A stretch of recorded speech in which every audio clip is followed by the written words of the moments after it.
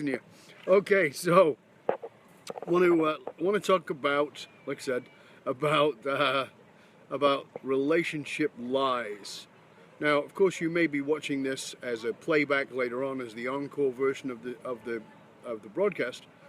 But like I said, one of the things that fascinates me is how many lies people believe about relationships, and that's in the what I'll call the old form of relationship and the new form of relationship. And what I mean by that is, in the new form, this new age idea of relationship, which is the soulmate relationship. I'm going to find my soulmate. We are, quote, twin flames. All the new and cool terms we have for finding love. By the way, the whole soulmate thing, I remember when that came out in the 80s, and I'll tell you something about that. When the soulmate thing came out in the 80s, I remember the couple who were teaching that. They came to Australia, and they were an American couple talking about soulmates. And, he was goo goo gaga over here, and she was goo goo gaga over him. And they were talking about their soulmate relationship, and that they had been together for a year now, and they knew the moment that they met, they were right for each other, and they were truly soulmates. And it was, it was a wonderful thing, and they wanted to teach us how to find our soulmates, how we could have what they had. What a great idea. What a wonderful concept. All right, we're going to find what you have, and we're going to get it. Well, guess what? It was a 1 year into the relationship.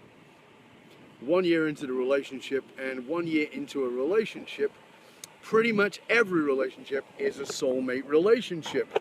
That's part of the lies, right? So part of the lie is it's gonna be this, you're gonna meet the person and the clouds are gonna break open and the sunlight is gonna come through and you'll hear the heavenly trumpets playing. That's part of the new age. The old age was that you're going to marry the right person. That was the concept before the new age thing was, we're just going to, you'll find the right person, and you'll know that this person is right. The ideas are not much different, to be honest with you, because they seem to be based on this idea of drawing somebody to you, attracting somebody to you. And here's the biggest lie of all: somebody you will be a perfect fit with. Now, I'm going to give you some of these relationship lies, which are actually big ass myths, because they don't exist. No, let me be fair. They do exist, but they exist in movies and in fairy tales. They don't exist in reality. That's not actually how relationship works. So, one of the big relationship lies is this: when I meet the one, when I meet my, quote, soulmate, we will never fight. We will get along. We will, and if we don't agree on something, we'll find a way to compromise, and it will be wonderful. Yeah. Tried that. That's full of crap. It's not real. I'll answer all these in a minute. So we'll never fight. We'll always get along. When I meet my perfect soulmate, the sex will always be spectacular. Because it is in the beginning, right? It will always be spectacular. Good luck with that one. Aside from age, there are many other factors that will determine that maybe it doesn't quite work out as you planned. All right, so let's go on to some of the other ones. Some of the other wonderful myths that you might have been believing.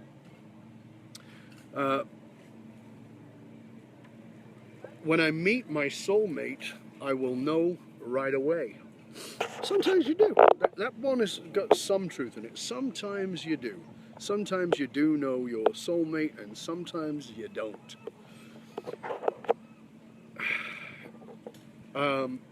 New age one. My soulmate is somebody I had a past life with. There's a kind of truth in that one, but I'll get to that in a minute. And it's not quite as metaphysical as you might think. So these are some of the lies. They're just some of the lies that are part of relationship myths and illusions, and where we get lost and where we lose track of what is real and what is true in relationship. It's where we lose sight of what really relationship is actually about. and we lose any sense of truth about what they are. So,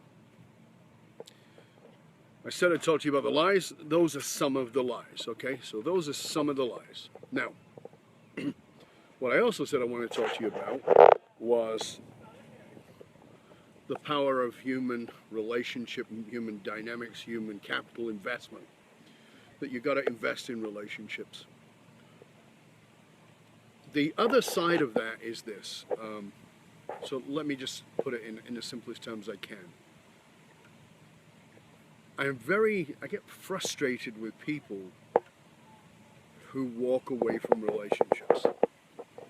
I find it frustrating. I also get very frustrated with people who don't walk away from relationships. Contradiction? Yeah, kind of, but not. Here's what I mean. I get frustrated with people who walk away from relationships who've never actually been in them. They've never actually been in the relationship. They've been doing something, but they weren't really fully in the actual relationship. I get frustrated with the people who walk away because they're not actually in. I get frustrated with people who stay in and don't walk away because it's unhealthy and dysfunctional, but they don't have enough strength or power or self-worth to walk away. Both sides of that equation suck because people are freaking miserable in either of those places. So here's what I mean. All relationships, and when I say all, I want to be really clear here. All. What do I mean by that?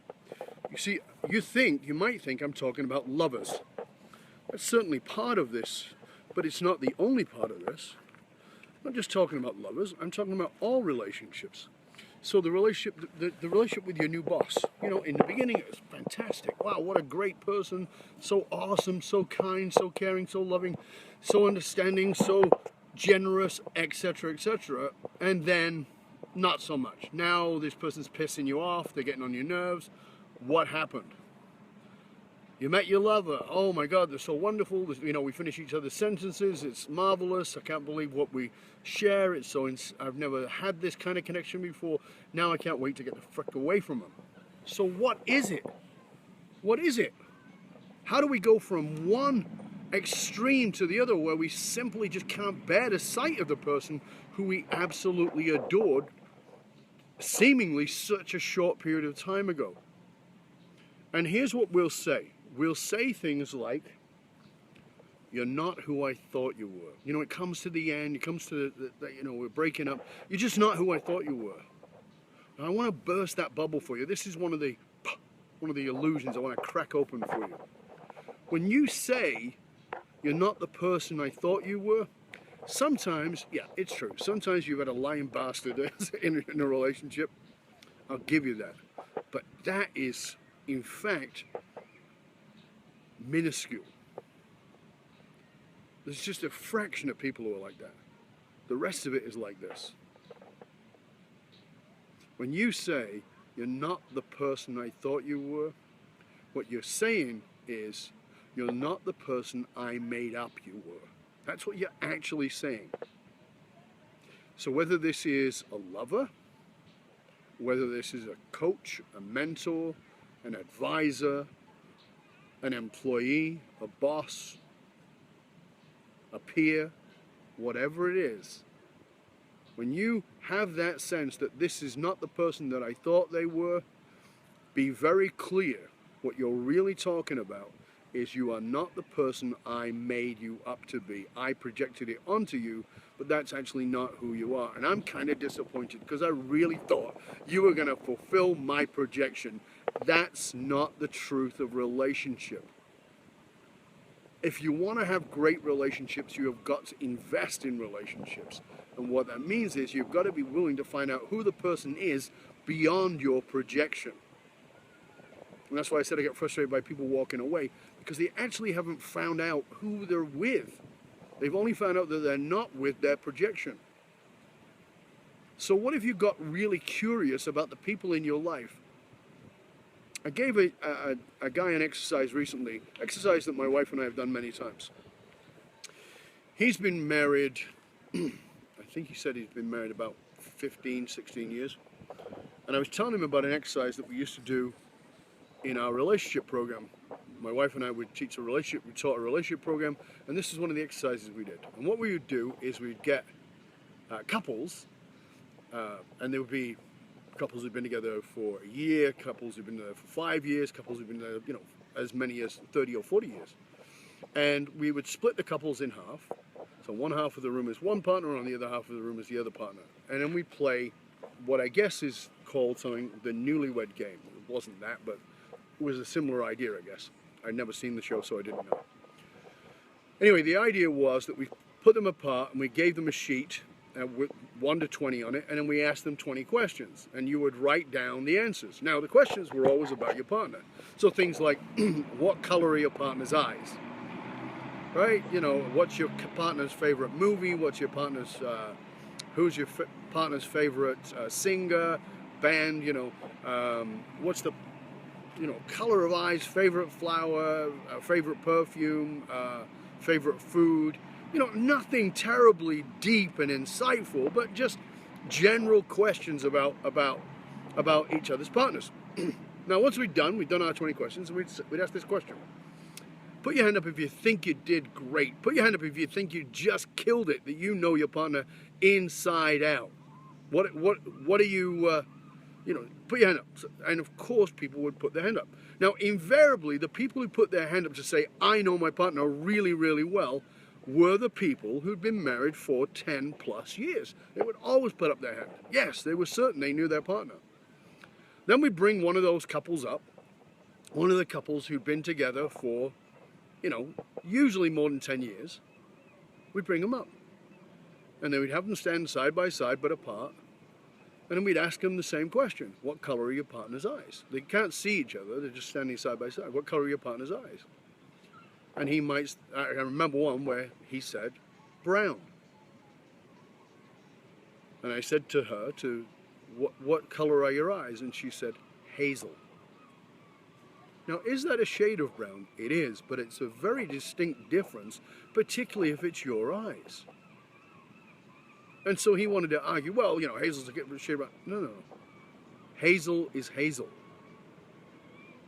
But he didn't know enough about his partner. And then we went on to other things and other things. And invariably, once we'd done that, we'd bring up one of the new couples. A couple who'd been together for a year, maybe a year and a half.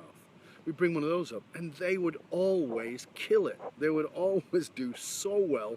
And I would ask the couple who'd been together the longest, why do you think a couple who'd only been together a year and a half did so much better than you?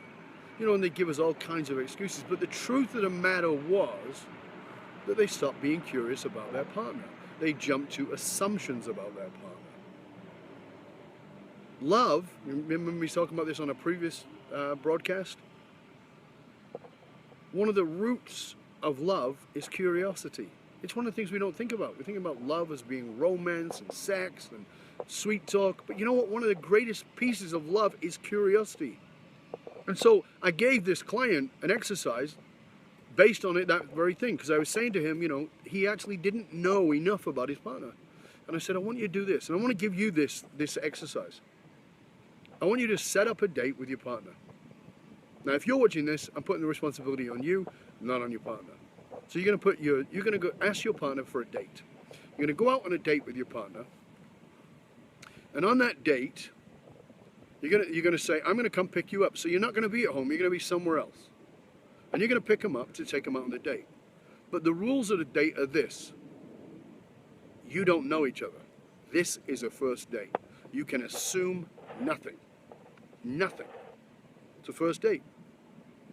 It's not a sex date. It's a first date. You don't know each other. I wonder what you'll find out. I wonder what you would ask. And you see, they got to answer because it's the first date. If when you say, what's your favorite flower? What's your favorite food? What's your feelings about monogamy? What do you think broke down your last relationship? What brought your last relationship to an end?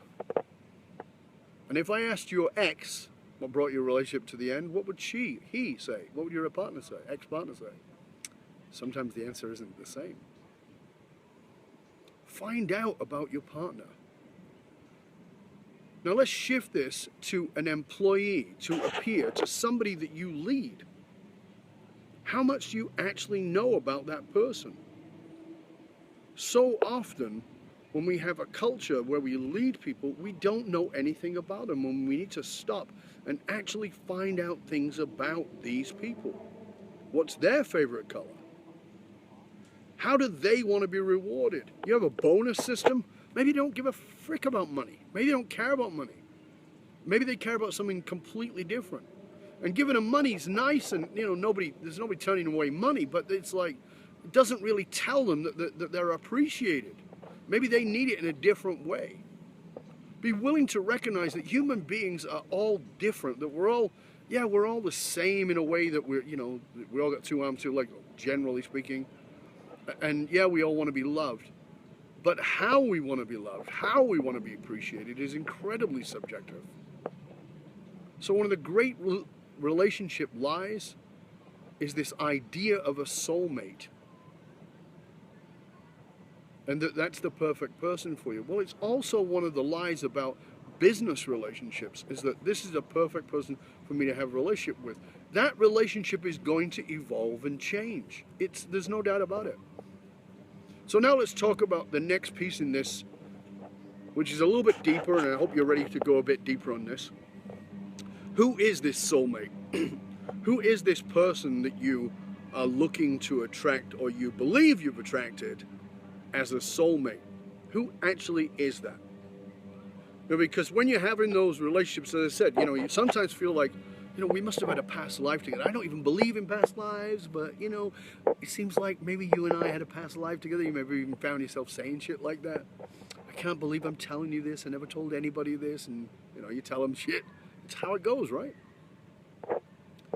When we have that feeling of past life, when we have that feeling of having known this person before, known this person all my life when you only met them 5 minutes ago, what is that? Is it a past life? Well, the fact is, the answer is yes, but not in the way you think.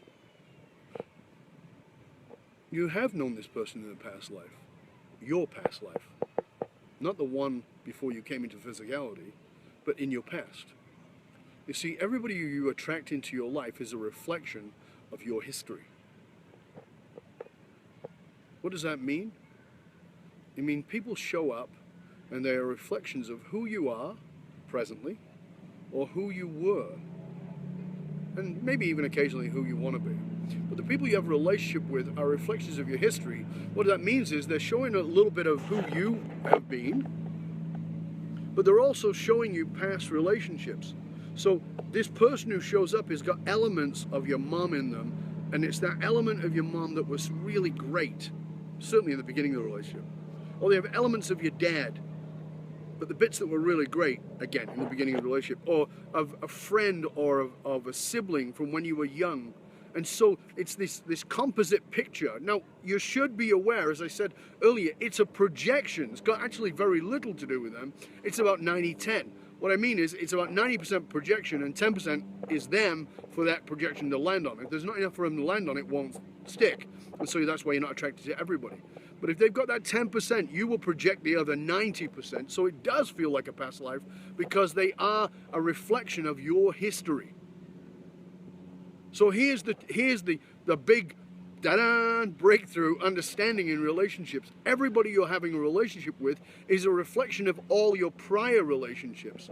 And some of those relationships are the fantasies you had in your head. The relationship you wish you had with your dad, the relationship you wish you had with your mom, the relationship you wish you'd have had with your siblings, or whatever it may be. But you've pulled these people into your life, not to piss you off, although they may be doing a rather magnificent job of that, but to assist you in the healing of those relationships so you can actually see what they were. So you can see them for the truth of what they were. And by seeing the truth of what they were, you can create healthy boundaries and go, no, that's not healthy for me. Thank you very much. Appreciate that. That's not the road I'm going down. Thank you. That might be one. It might be, oh, this is just like that relationship, and I had terrible boundaries in that relationship. I need to have some really great ones in this if I'm going to make this work. It might be a little bit like that relationship back from history when you realize, damn, I gave my soul away in that relationship. I never stood up for anything. I never actually said anything about what really mattered to me. And I kind of went along and became this human Play-Doh who was sort of molded into whatever was available. So this is my challenge to you, is to get curious about who the people are in your life and what they are a reflection of from your history. Because everybody who's in your life, you've attracted them for the simple reason of your healing and your growth. Don't walk away without finding out who somebody really is versus who you've made them into, but don't stay in anything that's dysfunctional and damaging. But understand, if it's dysfunctional and damaging, it isn't one way. Everything that doesn't work in your life is there because you tolerate it. Don't tolerate shitty things, including relationships. Now, what does that mean? It means if you're watching this and you're going, but I have a great relationship. Good, congratulations. First question is the relationship in the first 2.5 years? If it is, of course it's great. That's kind of the deal.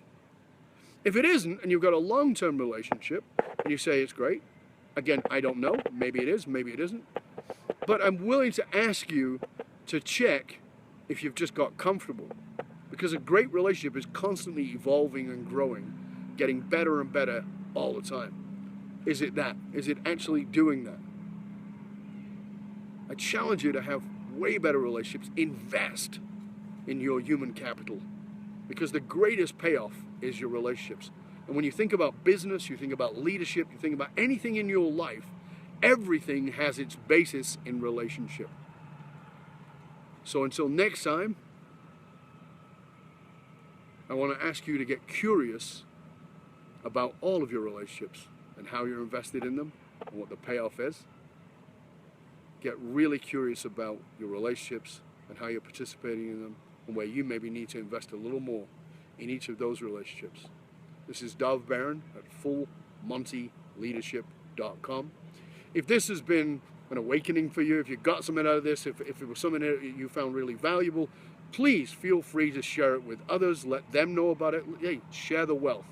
Okay, get this out there. This is stuff I'm giving away to you, and I want to give it away to as many people as possible so that everybody can get as much possible benefit out of it as they can. So share it with the people that you know who could really use this, particularly people in new relationships or just got out of a sucky one or whatever. Share this. Share it with all of the people who need to understand the lies that we're told about relationships and how to get over those lies and really invest in the quality of your relationships. And please, let me know what you got out of this. What was your wake-up call? What was your insight that came to you from this broadcast? Let me know. I always love hearing from you. I love to know when it's had impact. I want to thank Jordan for joining me here right live on the broadcast. Susan, thank you. Good. Oh, and thank you for saying thank you. And Allison, thank you, and thanks for the little hearts. And all of you for joining me, whether you're live or you're watching the encore. Thanks a lot. Again, remember to share it with everybody. Remember to share the show with everyone you know. All right, till next time, I'm out.